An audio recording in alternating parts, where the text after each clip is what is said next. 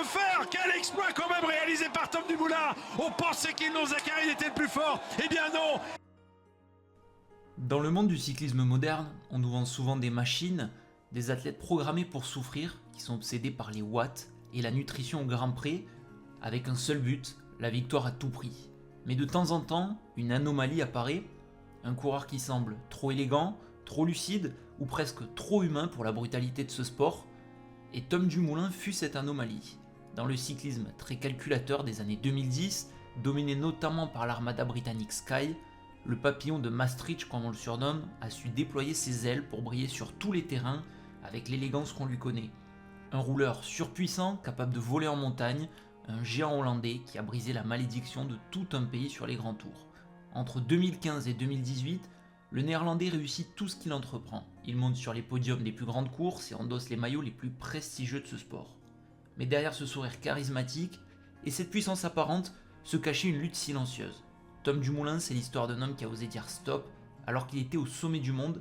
C'est aussi l'histoire d'un champion qui a dû perdre son amour du vélo pour retrouver l'amour de sa vie. Aujourd'hui, on se plonge dans la carrière fascinante, complexe et aussi bouleversante de Tom Dumoulin. Nous allons voir de l'étudiant de médecine refusé à la fac, comment il est devenu le roi du Giro, mais aussi jusqu'à sa retraite précoce et libératrice. C'est un coureur qui a marqué les années 2010, mais surtout qui m'a marqué moi, personnellement, un de mes coureurs préférés, avec un style atypique, un mental hors norme. On va découvrir sa carrière, tous les passages, de sa révélation en 2014 sur les championnats du monde jusqu'à la fin de carrière chez Visma, quand il a su dire stop après sa médaille d'argent olympique. On va se plonger dans la carrière courte et intense de Tom Dumoulin. Tom Dumoulin, le papillon de Maastricht, c'est parti.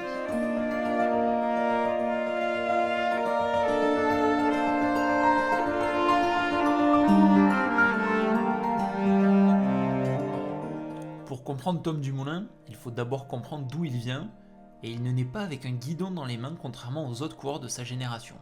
Il va naître le 11 novembre 1990 à Maastricht, dans la région du Limbourg, tout au sud des Pays-Bas, et va grandir dans un environnement très intellectuel. Son père est biologiste et sa mère travaille dans les ressources humaines. Contrairement à beaucoup de champions qui voient le vélo comme un échappatoire à la pauvreté, ou même une obsession familiale, pour Tom le vélo n'est au départ qu'un jeu. Il commence le vélo sur le tard à l'âge de 15 ans, son rêve avant tout, c'est de devenir médecin. Lui, ce qu'il veut faire, c'est soigner, comprendre le corps humain et surtout rendre service. C'est presque par hasard qu'il va se lancer sérieusement dans le cyclisme. Adolescent, il ne gagne pas tout de suite. Ce n'est pas le petit grimpeur agile, mais c'est un grand gabarit, puissant. Très vite, les tests physiologiques révèlent quelque chose d'effrayant. Sa cylindrée est monstrueuse et il possède une capacité à rouler vite, longtemps et seul face au vent sur les routes plates des Pays-Bas. C'est un rouleur né. Son rêve de devenir médecin va s'éloigner quand l'entrée à la fac de médecine lui est refusée par tirage au sort. Il va donc se recentrer sur le monde du cyclisme et va passer des échelons. Il va rejoindre d'abord l'équipe continentale de la Rabobank, puis va passer pro chez Argos Shimano, qui deviendra l'équipe Picnic que l'on connaît aujourd'hui. Mais déjà, Tom détonne, il est franc, articulé, pose des questions, il ne va pas obéir aveuglement au directeur sportif, et ses premières années chez les pros confirment son talent pour le contre-la-montre. En 2014, il montre toutes ses qualités en contre-la-montre et va signer sa première victoire chez les professionnels en remportant le contre-la-montre sur le Critérium International en Corse. Il est régulier dans l'effort solitaire et souvent battu par les meilleurs rouleurs de l'époque, comme notamment l'Allemand Tony Martin, sa bête noire sur cette saison 2014. Mais il est également capable de briller sur les plus grandes courses du calendrier. Il va notamment terminer sur cette saison 3ème de l'Eneco Tour et également 2ème du Grand Prix de Québec. Mais le monde entier va commencer à découvrir son talent sur les routes espagnoles de Ponferrada. Il va décrocher sur ce championnat du monde sa première médaille, le bronze, derrière les deux monstres sacrés de la discipline, Bradley Wiggins et Tony Martin. À ce moment-là, tout le monde le met déjà dans une case. C'est un spécialiste du chrono, comme Cancellara, Martin, Wiggins. Il va peut-être gagner des prologues, peut-être des classiques, mais la montagne, ça sera beaucoup trop dur pour lui. Le grand public ne le sait pas encore, mais le papillon, comme on le surnomme, est en train de sortir petit à petit de sa chrysalide. Il est désormais prêt, et il est étonnamment mature pour son âge pour poursuivre sa progression au plus haut niveau. La métamorphose va avoir lieu sur les routes brûlantes d'Espagne.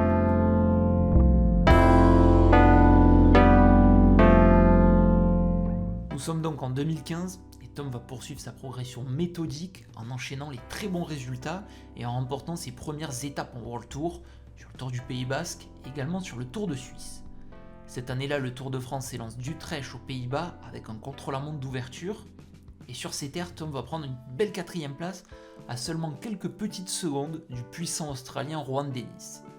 Mais lors de la 3e étape en direction du mur de Huy, c'est le chaos. Une chute massive va mettre énormément de coureurs au sol et Tom va être contraint à l'abandon suite à une fracture à l'épaule. Il va donc changer son fusil d'épaule pour se frotter aux routes brûlantes de la Vuelta à España quelques semaines plus tard.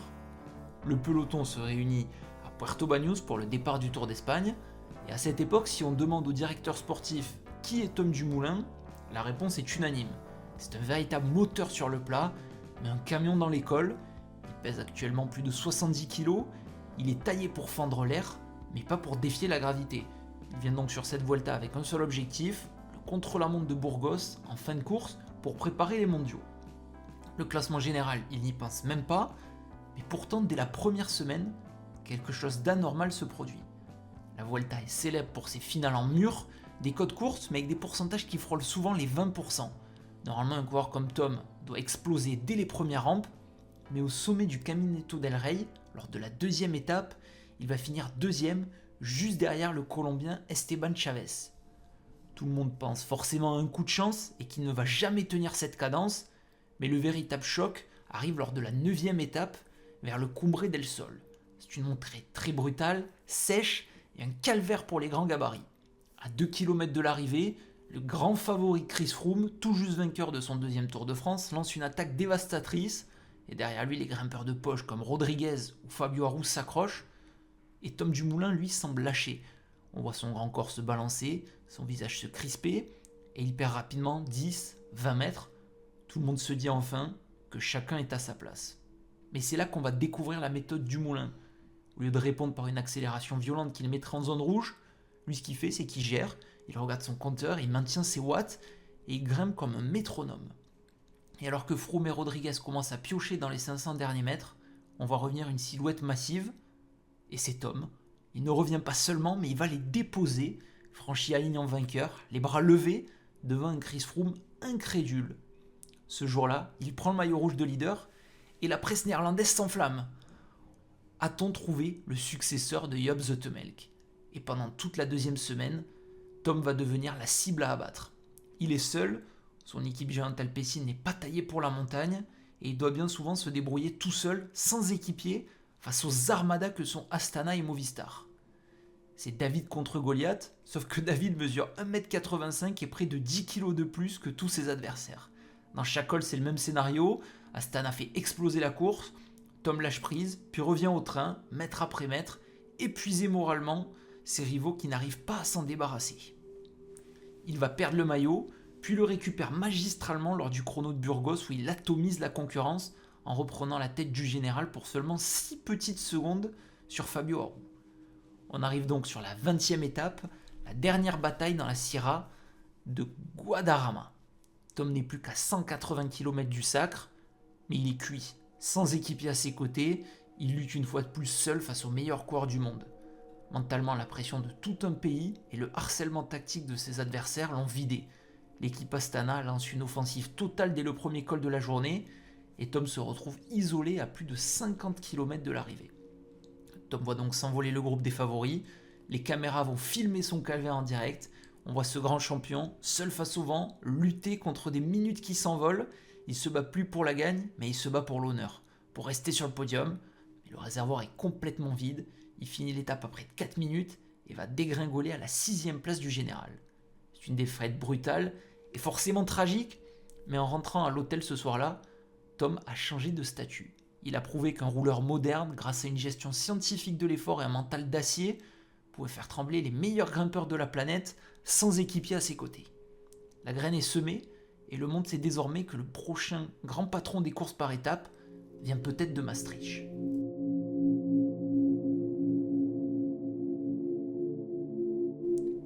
Après la déception de 2015, il va poursuivre ses bons résultats en 2016, notamment par un premier succès sur le Tour d'Italie, en remportant le contre-la-montre inaugural à Apeldoorn, et va porter le maillot rose pendant quelques jours avant de quitter la course sur la 11e étape. Mais surtout, ce qui va marquer dans cette saison 2016, c'est ses 2 superbes victoires sur le Tour de France. La première à Arcalis, sous la grêle et en solitaire, après une étape totalement folle, qui a notamment vu l'abandon d'Alberto Contador, mais sous le déluge andorran, Tom s'est isolé seul et va gagner l'étape seul, au sommet, sur la montagne Ulrich. Et la seconde est plus classique pour lui, mais il va quand même remporter le contre-la-montre ardéchois très difficile, où il va survoler et atomiser la concurrence en collant plus d'1 minute à Christopher Froome, son dauphin. Mais il est encore une fois victime d'une chute sur la 19e étape et va devoir renoncer au Tour et surtout abandonner à seulement quelques jours des JO. Tom souffre d'une fracture du poignet. Et il sera quand même au départ du contre-la-montre olympique à Rio, sur un parcours très difficile de plus de 54 km. Il va se contenter de l'argent derrière le surprenant Suisse Fabian Cancellara pour sa dernière course. Tom n'est pas totalement remis de sa fracture du poignet survenue sur le Tour, et il n'est donc pas en mesure de rivaliser avec le Suisse qui survole la concurrence pour venir chercher son 2e titre olympique après Pékin en 2008. On se retrouve donc en 2017, Tom est mature et il va arriver sur le Tour d'Italie avec un objectif mais surtout une énorme pancarte, celle d'un leader et d'un favori, avec une équipe désormais beaucoup plus rodée que sur la Vuelta 2015. Ce n'est donc plus l'invité surprise de la Vuelta, mais c'est l'homme à abattre.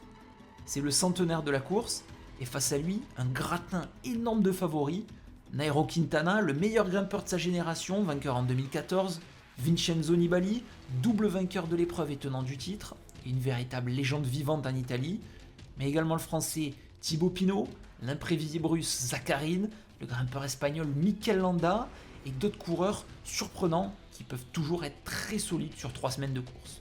Le plan de Tom, il est très simple et presque mathématique, perdre le moins de temps possible dans les étapes de montagne et écraser ses adversaires sur les longs contre-la-montre. À la première arrivée au sommet, lors de la 9e étape au Blockhouse, il va impressionner tout le monde en prenant la 3e place à seulement 24 petites secondes de Nairo Quintana et Thibaut Pinot devant lui, mais il va devancer tous les autres. Et 2 jours plus tard, lors de la 10e étape, sur un contre-la-montre technique et vallonné, Tom est en lévitation. Il ne roule pas mais il survole le bitume, et à l'arrivée, le verdict tombe, et il est simple, il colle près de 3 minutes à Quintana, et va logiquement endosser le maillot rose. Pendant cette 2e semaine, il est énorme, mais quelques jours plus tard, il va signer son chef-d'œuvre. Au sommet d'Europa, sur les terres sacrées de Marco Pantani, Tom va marquer les esprits. Quintana attaque violemment, tout le monde pense donc que Tom va exploser, mais non.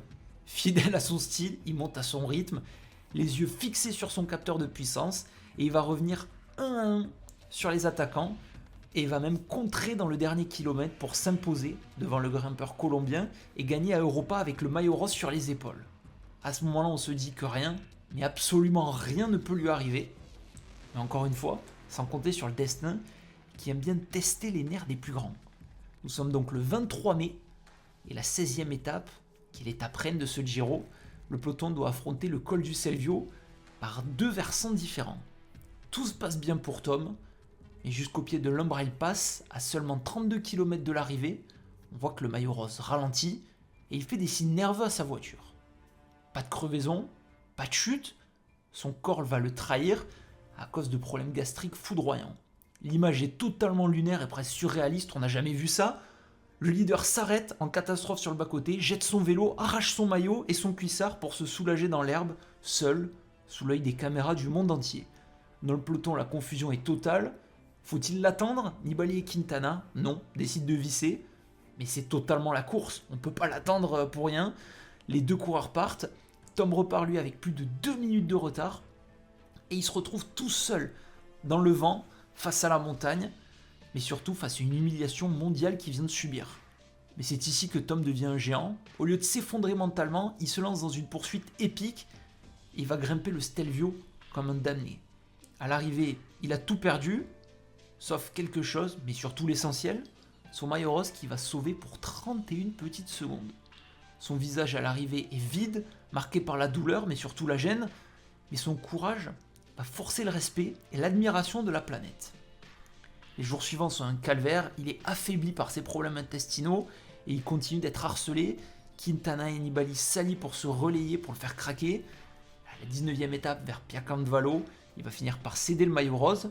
Et au soir de la 20e étape, à la veille de l'arrivée finale, il est 4ème du classement général, mais seulement à 53 secondes de Quintana. Tom a un dernier atout, contre-la-montre finale entre l'autodrome de Monza et la cathédrale de Milan. 29 km tout plat, sa spécialité. Le dimanche 28 mai, Tom s'élance, il avale les lignes droites à plus de 50 km/h et sur l'écran géant de la Piazza del Duomo, les spectateurs voient l'écart fondre. 20, 40, 1 minute. Quintana sur son vélo semble faire du surplace face à la puissance du Hollandais. Quand Tom franchit la ligne, il doit attendre, il s'assoit par terre, fixe l'écran géant qu'il ne voit même plus, et quand Quintana passe la ligne avec un retard abyssal, le speaker crie « Tom Dumoulin a gagné le Giro ». Il éclate alors en sanglots, il vient de réaliser l'impossible, gagner un grand tour après avoir vécu l'incident le plus embarrassant de l'histoire du cyclisme. Ce jour-là, à Milan, Tom n'a pas seulement gagné une course, mais il a gagné le cœur du public. Il a dompté les meilleurs grimpeurs dans son style et s'est accroché mentalement. Mais cette saison 2017 ne va pas s'arrêter en si bon chemin. Après un repos bien mérité sur ces 3 semaines de Giro totalement folles, Tom assomme à nouveau son championnat national pour s'offrir un 3e titre de rouleur aux Pays-Bas. Et au mois d'août, sur les routes du Benelux, il va remporter le Bing Bang Tour devant tous les spécialistes de l'épreuve. Le 20 septembre, nouvelle consécration, il va s'offrir à Bergen le titre mondial sur le championnat du monde devant Primoz Roglic et Christopher Froome. Après une telle saison, il faudra donc désormais compter sur le néerlandais sur tous les terrains dès la saison 2018.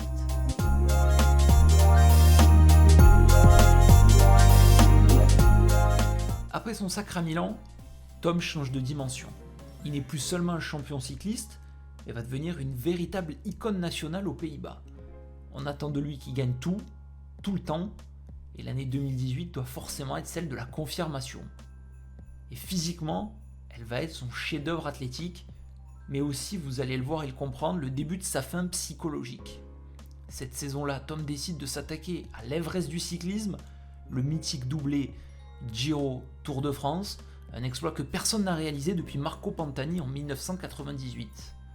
Sur le Giro, il va devoir affronter le meilleur coureur du monde sur les grands tours, le Britannique Chris Froome, qui sort d'une saison 2017 marquée par un doublé Tour Vuelta et qui vise donc le triplé sur les grands tours. Mais il y a également un autre Britannique, le jeune Simon Yates, les habitués du Giro, le français Thibaut Pinot, le local Domenico Pozzovivo, et les jeunes pépites sud-américaines de l'époque, le Colombien Miguel André Lopez et l'équatorien Richard Carapaz. Le grand frisson va commencer dès le premier jour à Jérusalem, très loin des terres italiennes, par un contre-la-montre d'ouverture. Une fois de plus sur ce contre-la-montre, Tom est impérial, il gagne et prend le maillot rose d'entrée pour afficher la couleur.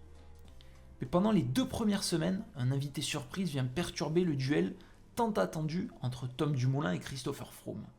C'est le Britannique Simon Yates qui est en état de grâce. Il s'envole dans chaque bosse, va gagner 3 étapes et semble imbattable et imperturbable. Christopher Froome lui perd du temps, est en difficulté sur les premières étapes, mais Tom, lui, on voit sa force mentale. Il ne panique pas, il gère l'écart, limite la casse, et il sait que la 3e semaine va être décisive pour ceux qui sont partis trop vite. Il attend son heure tapis dans l'ombre du maillot rose, et il est persuadé que sa régularité de métronome va payer. On est donc sur la 19e étape, le leader c'est toujours Simon Yates, Christopher Froome, avec un Giro en dents de scie, il a remporté l'étape du Zoncolan, mais est à près de 3 minutes au classement général. Dans cette étape, il reste 3 difficultés sur cette 19e étape, et notamment le passage du mythique col du Finestré, qui est très célèbre pour sa partie non asphaltée et qui a vu de nombreux duels de légende. Dès le pied de ce col, on va vivre un véritable choc, c'est Simon Yates qui d'un coup explose totalement. Après 2 semaines de domination totale, le maillot rose est distancé et semble totalement vidé. Tom est alors le grand favori, c'est lui le mieux placé au classement général. Christopher Froome, comme je l'ai dit, est en difficulté sur les premières étapes et il est à près de 3 minutes au classement général. Mais le Britannique va mettre son équipe Sky à rouler et à plus de 80 km de l'arrivée, il va se lancer dans une attaque suicide face aux autres leaders. Pourquoi suicide ? Parce qu'à cette époque, on n'est pas encore sur l'ère Pogacar, etc., où ça attaque de très loin. on attend souvent les derniers mètres pour placer une attaque ou des fois même des petites arrivées en petit comité. C'est donc une attaque suicide pour le grand public et Tom va devoir assumer le poids de la poursuite. Les équipiers ont disparu, il se retrouve qu'un petit groupe de leaders avec notamment Thibaut Pinot, Miguel André Lopez ou Richard Carapaz et personne ne veut collaborer. Devant, Christopher Froome est en train de réaliser l'échappée du siècle et sur la ligne d'arrivée, il va repousser tous ses adversaires à plus de 3 minutes et il va voir le leader franchir la ligne après près de 39 minutes de perdu par Simon Yates. Tom lui franchit cette ligne d'arrivée totalement épuisé et dévasté, il a pourtant tout donné et va perdre ce Giro pour 46 petites secondes. Ce soir-là, quelque chose va se casser, il a réalisé pourtant la course parfaite, il a géré chaque watt, chaque calorie, et il a été battu par une folie qu'il ne peut pas expliquer par les chiffres. Il va avoir à peine le temps de récupérer de ce Giro, qui va se retrouver au départ du Tour de France. Et c'est là que tout le monde va voir le vrai Dumoulin. Malgré la fatigue du Giro, il va être le seul à pouvoir tenir tête une fois de plus à l'Armada Sky, mais cette fois-ci emmené par le Gallois Geraint Thomas, injouable en 2018, déjà vainqueur du Critérium du Dauphiné. Le Gallois va claquer coup sur coup les 2 étapes des Alpes, à la Rosière et le lendemain à l'Alpe d'Huez. Tom lui est à chaque fois le dauphin malheureux, et malgré 3 semaines de course quasi parfaites, et une victoire sur le dernier contre-la-montre à Espelette pour une petite seconde devant son bourreau du Giro, il va finalement terminer 2e du classement général, derrière Geraint Thomas, et devant Christopher Froome. 2 podiums sur 2 grands tours consécutifs la même année, on a rarement vu ça dans l'ère moderne. Tom est statistiquement le meilleur coureur du monde, et cela va se confirmer à Innsbruck sur les championnats du monde. Il va une fois de plus prendre une seconde place sur le contre-la-montre, où il est battu par Juan Dennis, et il est également vice-champion du monde avec son équipe Sunweb. Et sur la course en ligne, pourtant très difficile, il va recoller au petit groupe des favoris qui va se jouer la victoire dans les derniers mètres, mais totalement épuisé par sa poursuite, il va terminer au pied du podium. Mais quelque chose est en train de se passer, à l'intérieur la machine pourtant rodée est en train de grincer. C'est ici que le tournant va s'opérer. Tom, c'est un homme qui a besoin de comprendre le pourquoi. Pourquoi s'infliger 250 jours d'hôtel par an? Pourquoi chaque feuille de salade est pesée? Pourquoi son équipe devient de plus en plus rigide? On lui impose des protocoles, on va discuter de ses choix. Le papillon se sent enfermé et ne peut plus déployer ses ailes.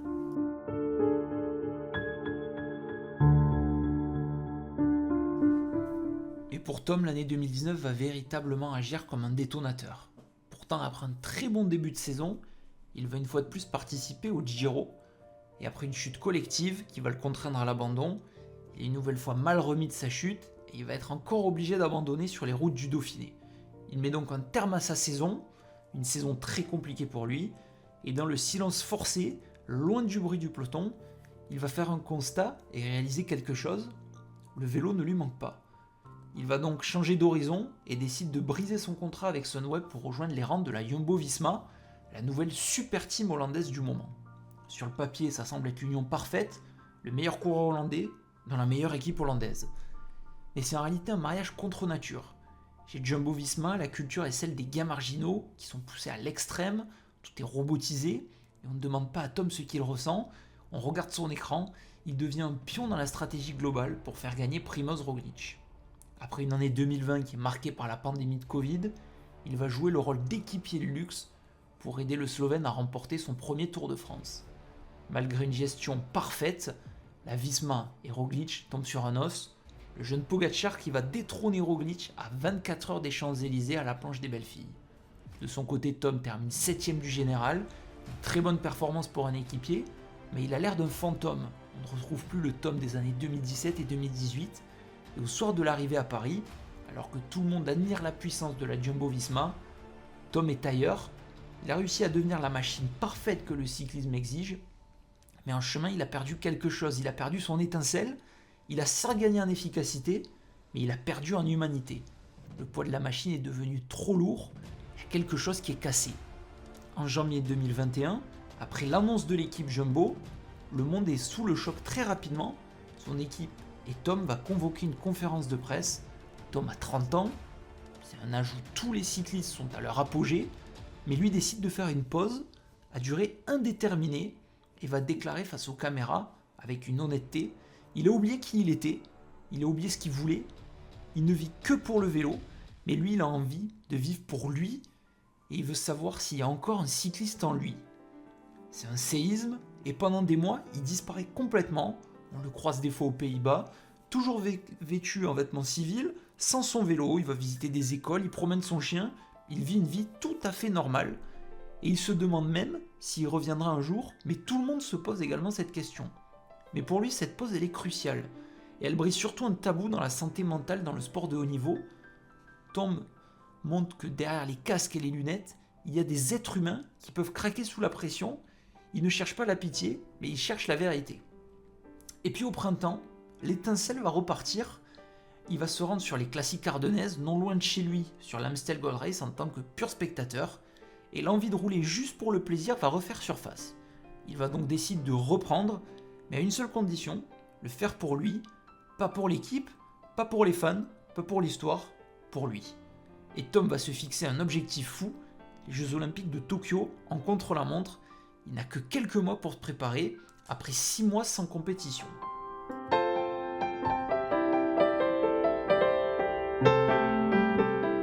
L'objectif ultime de Tom arrive, et il va retrouver des couleurs en participant au Tour de Suisse, mais surtout en remportant un nouveau titre de champion national de contre-la-montre aux Pays-Bas. On se retrouve alors au Japon en ce mois de juillet 2021 pour la course olympique du contre-la-montre. Tom Dumoulin va donc prendre le départ de la course et personne ne sait vraiment quel est son niveau. Il a passé des mois loin du peloton à se demander s'il voulait encore être cycliste. Il s'élance alors sans pression car cette fois-ci pas de classement général à sauver, juste lui, sa machine et le chrono. A-t-il retrouvé sa puissance ? On est très vite fixé dès les premiers coups de pédale.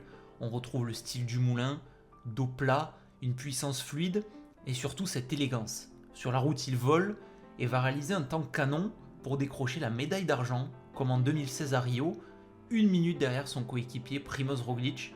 Tom a réussi son pari. Sur le podium pour la première fois depuis bien longtemps, son sourire est vrai. Ce n'est pas le sourire d'un vainqueur frustré de ne pas avoir l'or, mais il a prouvé qu'il était encore un grand champion, mais surtout, il l'a fait à sa manière. Pour lui, cette médaille d'argent, elle vaut beaucoup plus que beaucoup de ses victoires, car c'est une victoire sur lui-même. Sa fin de saison sera malheureusement encore marquée par des chutes, mais il prolongera quand même l'aventure avec Visma pour la saison 2022, où il essaiera une dernière fois de s'aligner sur le Giro.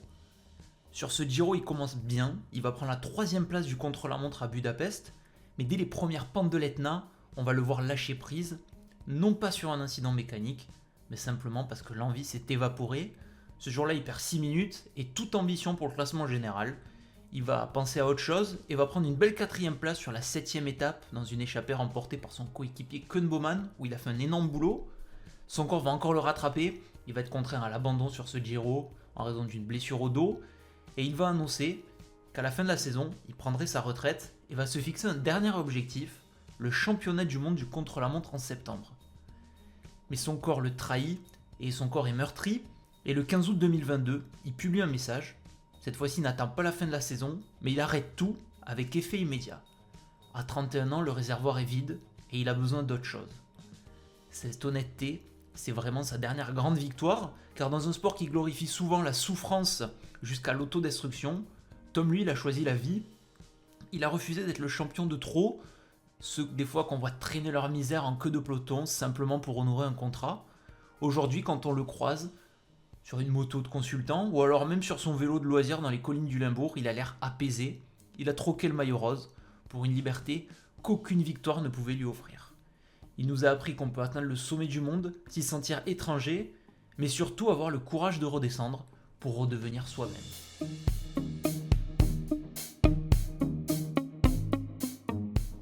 Voilà donc pour la vidéo sur la carrière de Tom Dumoulin. Encore comme je l'ai dit à plusieurs reprises, qui m'a vraiment marqué personnellement. Voilà, si vous suivez la chaîne depuis peut-être quelques années plus tôt, vous le savez, je l'ai pris plusieurs fois sur des courses, notamment PCM, etc. Mais c'est vrai que c'est un coureur qui m'a vraiment fait kiffer. J'ai souvent aimé les coureurs avec un style un peu rouleur comme ça. Je trouve qu'il y a quelque chose de particulier qui se dégage. Mais j'ai vraiment adoré son tempérament. C'est vrai que sur la Vuelta 2015, c'était quand même assez énorme de le voir faire ce qu'il a fait, même s'il craque au bout. Je pense que c'est aussi ça qui m'a permis de bien l'aimer, avec ce style, un corps assez lourd qui arrive à passer les bosses et qui s'accroche. Et surtout le mental, c'est ça je pense qui fait que je l'ai beaucoup aimé. Le Giro 2017 c'est l'apothéose, mais il y a aussi des hauts et des bas, vous l'avez bien vu. Et derrière 2018, l'année des deuxièmes places, mais peut-être aussi sa meilleure année. Il fait quand même deuxième du Giro, deuxième du Tour, deuxième du championnat du monde du chrono et quatrième de la course en ligne. C'est énorme derrière le comeback, mais il a aussi su dire stop, et je trouve que, je l'admire aussi pour ça, c'est qu'il a su s'arrêter à un moment où c'était compliqué dans sa vie personnelle. Depuis maintenant quelques années, on arrive un petit peu à évoquer le sujet des burn-out dans le sport et également des coureurs qui se tuent tellement dans le sport de haut niveau que derrière, il y a des burn-out, il y a plein de problèmes comme ça. Et lui, justement, il a su être préventif avant d'avoir ce craquage, de faire d'abord un break, une petite pause, de revenir avec l'objectif. On a vu les Jeux Olympiques, où quand même il fait une énorme performance, même si il s'en sort bien, parce que c'est pour quelques secondes seulement qu'il vient chercher la deuxième place, mais ça reste une médaille d'argent, 2 médailles d'argent olympiques aussi, après celle de 2016 à Rio. Et donc une carrière qui a été marquée vraiment par énormément de belles choses. Moi personnellement, c'est un corps que j'ai adoré. Je pense que le style du moulin, c'est pas ce qui plaît le plus. Je sais pas en tout cas ce que vous avez pensé de cette vidéo. J'ai essayé de faire vraiment le truc le plus complet possible. J'essaie de m'améliorer aussi au mieux sur ce genre de sujet, en essayant de faire un véritable script assez intéressant et pas juste énumérer le palmarès, peut-être comme je le faisais un petit peu à tort sur les premières vidéos, qui marche pourtant très bien, parce que la vidéo sur Jan Ullrich notamment continue de faire énormément de vues, alors que ça fait plus de 3 ans qu'elle est sortie. Donc ça aussi c'est cool.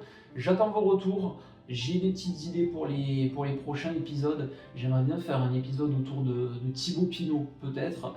Et j'ai également d'autres idées de coureurs peut-être un peu plus anciens et tout aussi intéressants. N'hésitez pas en tout cas à me dire ce qui vous a marqué, vous personnellement également, dans la carrière de Tom Dumoulin. Moi, si je devais dire un truc, je pense que ça serait tout le Giro 2017, parce qu'on est passé vraiment par des rebondissements. Il y avait la meute contre lui et il a réussi à s'en sortir. Il y a les coups du sort également, avec cette étape du Stelvio où j'en pouvais plus. Je me rappelle, j'étais en terminale à ce moment-là. Et l'après-midi, j'avais pas cours ce jour-là, je crois que c'était un mardi. Et j'étais comme un fou devant cette étape, c'était hallucinant. La victoire à Europa qui est exceptionnelle, et le dernier chrono, le dernier frisson à Milan, où il ne gagne pas d'ailleurs, le chrono, il termine derrière Jos van Enden qui avait sorti un chrono exceptionnel également.